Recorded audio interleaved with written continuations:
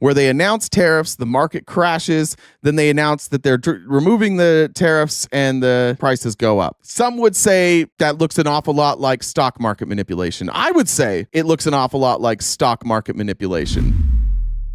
All right, this is, I don't know who this reporter is. I didn't do my homework on this one. Adam Bourgeois. Thanks for the sub. Might be who it is. I don't know. But Caroline Levitt here really struggles to convey the message that Canada is a dangerous importer of fentanyl. And the problem that this administration is having with saying like this trade war is about fentanyl is that almost no fentanyl comes from the Canadian border. In fact, like they've worked really hard on it. They've dedicated, I think, billions of dollars at this point to try and keep fentanyl from entering their country and also being exported from their country.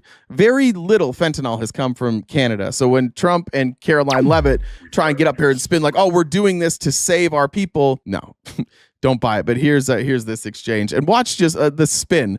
She's pretty good. She's gotten a lot better at her spin. She's turning into a real Kayleigh McEnany. She may last for a while. It's just 43 pounds that were found last year. That's less than a carry-on suitcase. Is that a lot of fentanyl compared to, say, Mexico, with a vast majority? I do want to say it's not less than a carry-on suitcase. It's a checked bag. I don't think you can have 45 pounds in a carry-on. The fentanyl is brought in through Mexico, not Canada. So what else does Canada need to do? Well, I just told you, last year alone, there was a 2,000% increase in illegal fentanyl. Yeah, but now I don't know if she's citing the number from, let's go see what the fentanyl seizures by year were. Like a 2,000% increase, when you put it in a percentage like that, it's usually because you don't want to say what the number was, or because it's so astronomical that the percentage sounds better. Let's look at by year in Canadian border. Let's take a look. So if we look at, I think I can do it by fentanyl. There we go. Boom. I'll show you guys this. This is from CBP. So we're just going to choose fentanyl there. And we're going to do just northern border. All right. So here's looks like, oh, that was in 1 year. It all came, 16 of those pounds came in one seizure.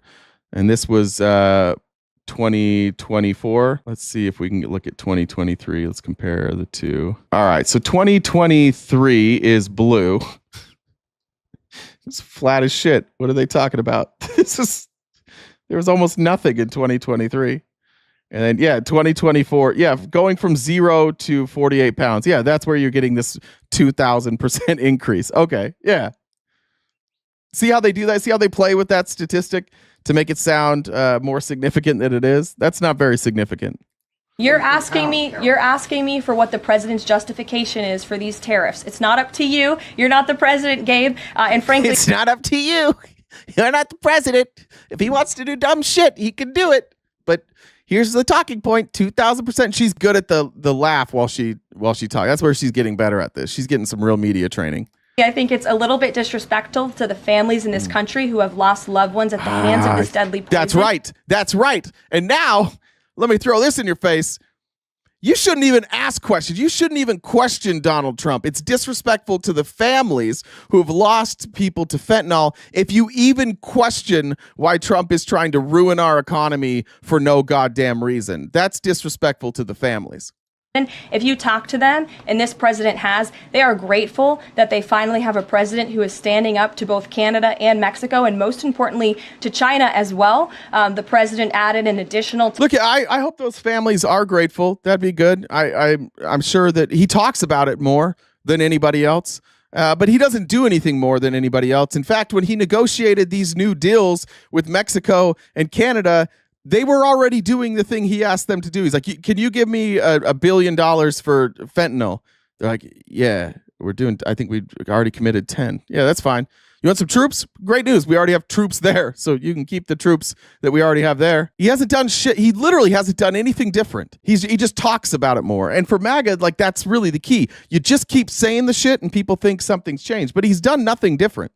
10% tariff on China because this deadly poison is being produced in that country. It's being distributed through our neighbors, and there needs to be consequences for that, period. And those consequences are that Americans need to pay more in tariff tax, apparently. When Mexico and Canada ship all their fentanyl into the United States, American citizens need to be punished with tariffs. Like even the conclusion of that is stupid. The conclusion is, oh, you guys need to be punished. Americans need to be punished for what the people in Canada and Mexico are doing. That's a tough sell on me. I'm just gonna be honest. That's tough. That's a tough sell. She tried. Here's Peter Navarro doing his best as a Trump spokesman, going around basically saying the same thing. Like, remember, 45 pounds roughly of fentanyl has been seized. Less than 1% of the fentanyl that has been seized is come through our northern border. And Peter Navarro says this.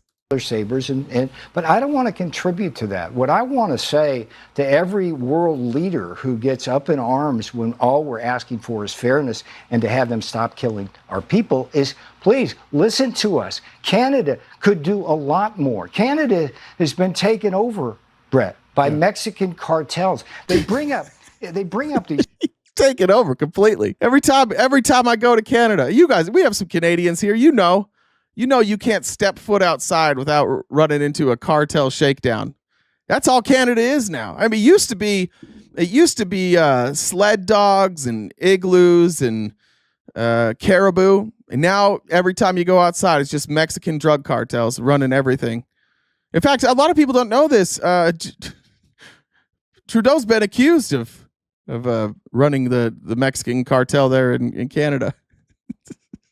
He's a convicted felon, by the way. These pill presses and printers and the medicines that they fake.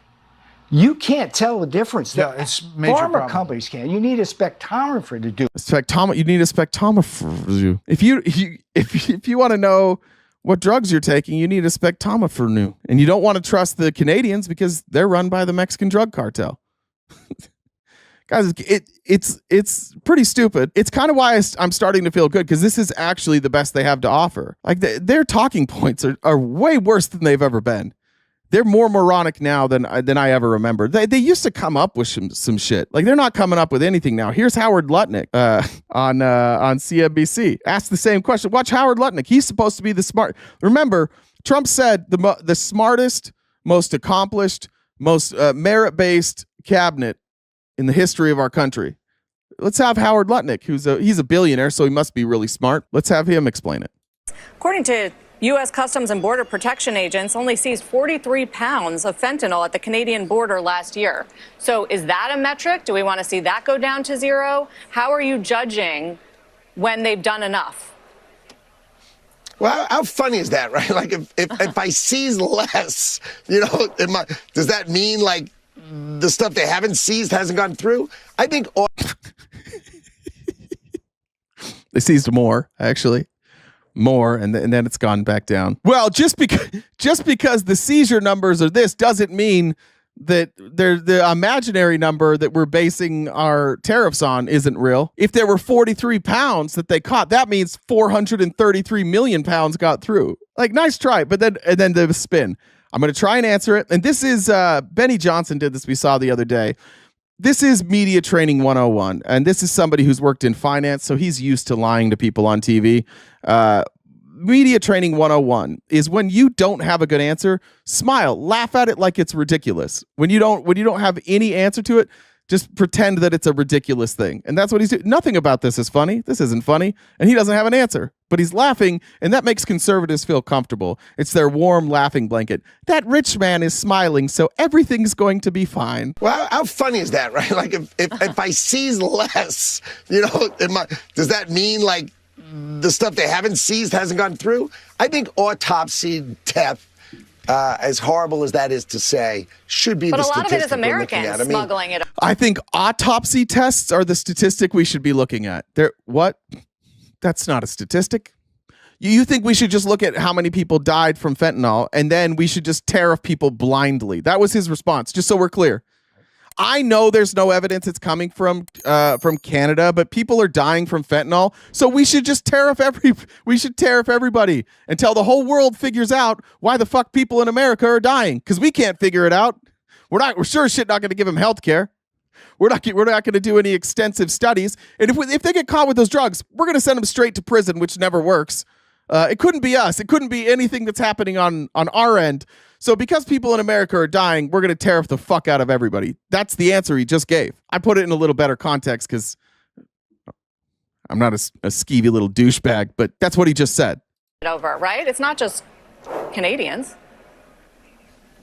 Well, look, crooks are crooks, but I got to stop the flow across our border. We've got to stop the flow that has these ingredients being made in Canada and in Mexico coming into our country. We've got to close the border, which we're doing a better job. I don't think the ingredients are being made in Canada. In fact, from what I understand about fentanyl is that a lot of that is shipped into Mexico from other places. So does he know anything? Like, I don't know if he knows anything. This isn't the guy I would put out there. And sensible Americans, I'm going to show you clips from Sean Hannity because he has a call-in show of Republicans like waking up going, wait a minute, nobody's giving us any answers. These are not real answers. These aren't even attempts at real answers. Job of obviously record low numbers, but we need to see fentanyl deaths decline. So that is the statistic. So are we looking at daily autopsy deaths? Like, how do we do that? How as a business do you figure out what that's going to look like and when it ends? Well, I think what you see is that this month, my expectation is the president will come to the agreement today, and hopefully we will announce this today, that USMCA compliant goods will not have a tariff for the next month until April 2nd. That includes the autos and the auto. Oh, so they're announcing today this amazing new plan, and you got to hear this. Lutnick here. What Lutnick is announcing today is that the trade agreement that Trump negotiated, where you couldn't put tariffs on any of these goods, the one he negotiated during his first presidency, they're gonna go back to that. The same thing that they were going by 2 days ago. This isn't an announcement; it's a retreat. We're gonna make an announcement today that whoops, and we're gonna push it back a month. Now, there's conspiracy theories that go along with this, by the way. Howard Lutnick is a scumbag dipshit who has no qualms about manipulating markets to make himself rich. There's plenty of conspiracy theory to go around that this is the second time they've done this now, where they announce tariffs, the market crashes, then they announce that they're removing the tariffs and the prices go up. Some would say that looks an awful lot like stock market manipulation. I would say it looks an awful lot like stock market manipulation. I would imagine they will do this until everybody figures it out. I don't think we should rule that. In fact, I think that it's likely that that's what they're doing. I think it's very likely that that's what they're doing. They have the complete ability to just shift the markets like that.